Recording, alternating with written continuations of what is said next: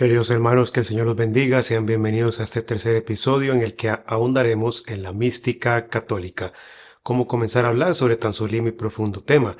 Bueno, con este término, unio mística. Si hay un término que expresa lo que es la mística católica, es este. Es un término en latín que significa la unión con Dios, o como le podemos llamar también una unión íntima, amorosa y transformante con aquel que es más íntimo a nosotros que nosotros mismos.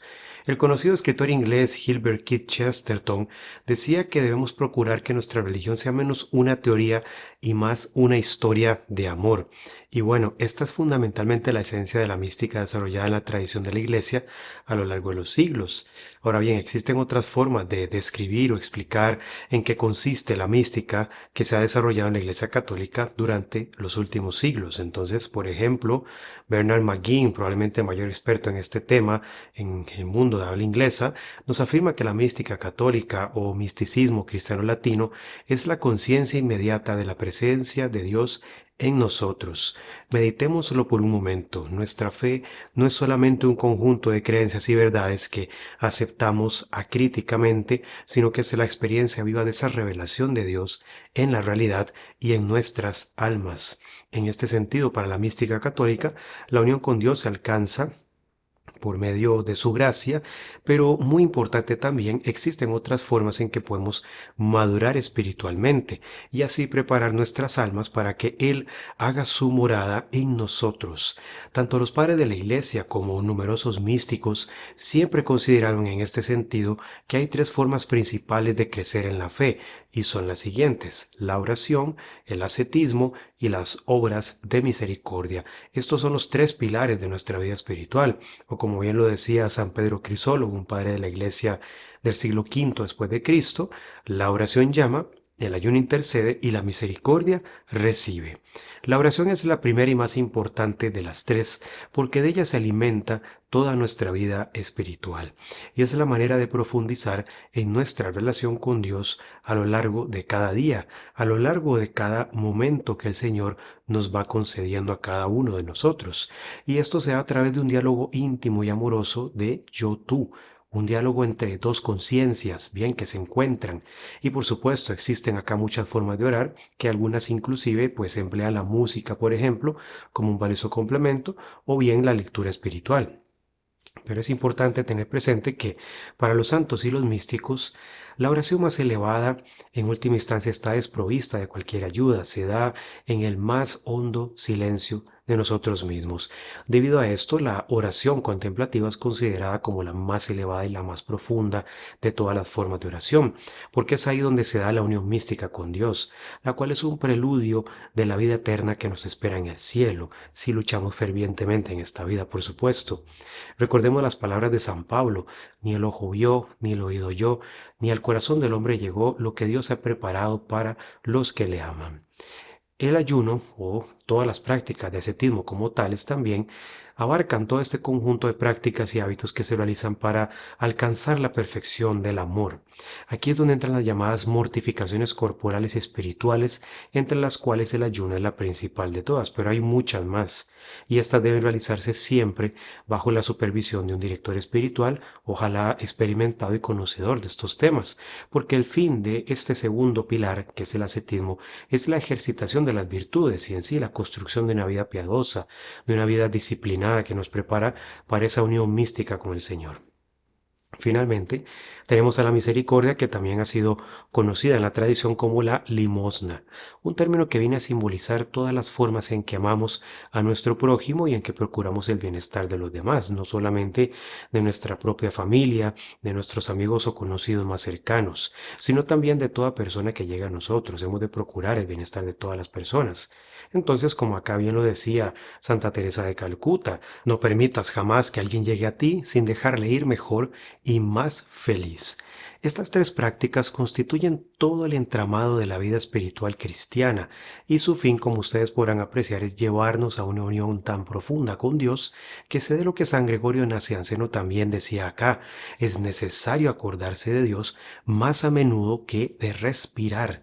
Imagínense ustedes, cabe tener presente entonces que la mística de la Iglesia ha estado presente Desde los orígenes mismos del cristianismo, sobre todo a partir de San Pablo y San Juan, cuyos escritos de hecho fueron inspiración para algunos de los primeros místicos, y sería así entonces hasta el siglo III después de Cristo, principalmente con Orígenes, cuando podemos empezar a ver que ya se habla más formalmente de una mística católica, de una mística más consolidada que está en pleno desarrollo y en pleno auge. Entonces, con la llegada del monasticismo a partir del siglo IV después de Cristo, se empieza a desarrollar toda una teología mística, la cual continuaría su perfeccionamiento en los siglos posteriores en varias obras de gran importancia teológica y espiritual. De esta forma, pues ha ido surgiendo toda una gran variedad de escuelas místicas en la iglesia, muy vinculadas la mayor parte de ellas a órdenes religiosas, tales como por ejemplo inicialmente la mística paulina, la dionisiaca, la franciscana luego, pero también la dominicana, la carmelita, la cisterciense, la cartuja, entre muchas otras. Cada una tiene, por decirlo así, su estilo, sus formas propias de vivir esa fe que a todos nos une y nos mantiene en comunión. Pero no creamos que solamente los religiosos pueden ser místicos, claro que no. También los laicos, queridos hermanos, podemos ser místicos, podemos llegar a ese nivel. De hecho, son muchos los laicos que han testimoniado una vida mística en la que también se ha transparentado esa presencia amorosísima de Cristo. Como podemos ver entonces a lo largo de casi 2000 años de historia o más de 2000 años, dependiendo de cómo lo calculemos, numerosos hombres y mujeres se han aventurado a vivir en la presencia, en la gracia de Dios, en la forma más radical, más plena y más fiel posible. Tanto en sus testimonios de vida como en sus escritos, podemos encontrar un inagotable caudal de sabiduría, de virtudes heroicas, de dones del Espíritu Santo que nos prueban que la santidad es posible, de que el fin de toda nuestra vida es efectivamente la glorificación de Dios. Cuánta belleza encontramos acá. Pero es necesario también aclarar un detalle, y es que la mística católica no es un fin en sí misma. ¿A qué me refiero con esto? A que no es algo que esté centrado en nosotros mismos. Como bien lo han afirmado sus principales representantes, el fin de la mística es llegar a amar a Dios por Él mismo.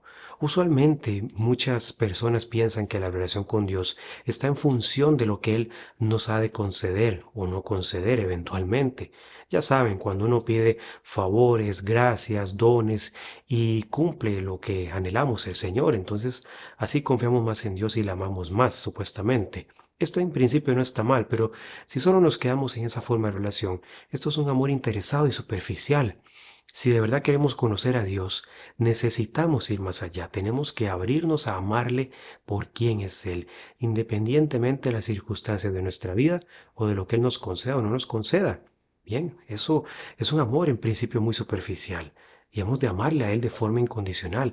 Y esto solo es posible cuando nos abandonamos en su voluntad, cuando también a su vez nos dejamos amar por Él.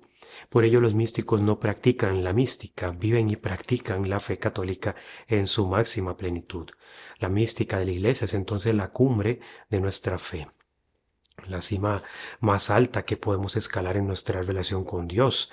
Pero al no ser un fin en sí misma, como bien también lo han planteado teólogos de la talla de Olegario González de Cardenal, un gran teólogo que ha estudiado este tema entre muchos otros, junto a Juan Martín Velasco y demás, la mística tiene que estar siempre en relación con las otras dimensiones de la fe católica, la doctrinal, la institucional, la comunitaria, la litúrgica, entre muchas otras. Solo así podremos entonces vivir nuestra fe de una forma integral y verdaderamente católica, siendo fieles al depósito de la fe que nuestro Señor ha confiado a sus apóstoles y así entonces a su iglesia hasta llegar a nosotros. Así que bueno, espero que esta semilla de mostaza, muy concentrada por cierto, les pueda llegar a ayudar en abrir sus corazones a Dios. Nuestra fe es maravillosa, queridos hermanos, es un auténtico don divino, así que aventurémonos a conocer al Señor, pero sobre todo a amarle por quien es Él, sobre todas las cosas, hoy y siempre. Les deseo muchas bendiciones y nos vemos próximamente.